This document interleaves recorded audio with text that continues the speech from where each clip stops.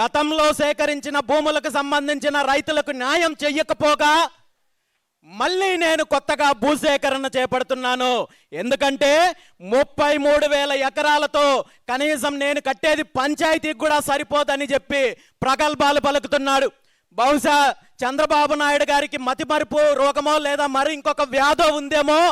ఇక్కడ చంద్రబాబు నాయుడు గారు కలెక్ట్ చేసింది 33 సెంట్లు కాదు, 33,000 ఎకరాల భూమి అనే విషయాన్ని మర్చిపోయి ఇన్ని వేల మంది త్యాగం చేసి భూమినిస్తే రాజధాని కోసము దీన్ని పంచాయతీకి సరిపోదు, వార్డుకి సరిపోదు అంటూ అవమానించే కార్యక్రమం చేస్తూ సుమారు 2 సంవత్సరాలు పూర్తవుతుంటే కూడా మళ్ళీ రాజధానికి ఇప్పటి వరకు అధికారిక ముద్ర వేయించుకోకుండా కేంద్ర ప్రభుత్వంలో కీలకంగా ఉన్నప్పటికీ కూడా కాలయాపన చేస్తూ మళ్ళీ దీని మీద భూ వ్యాపారం చేయడానికి కొత్తగా ఏదైతే భూసేకరణ మళ్ళీ 2వ దశ 3వ దశ అంటూ ఈ రాష్ట్రాన్ని, ఈ రాష్ట్ర ప్రజలను, ముఖ్యంగా రాజధాని ప్రాంతంలో ఉన్న రైతులను మోసం చేసే కార్యక్రమానికి తెరదీశారనే విషయాన్ని మనం అందరం గుర్తించాలి.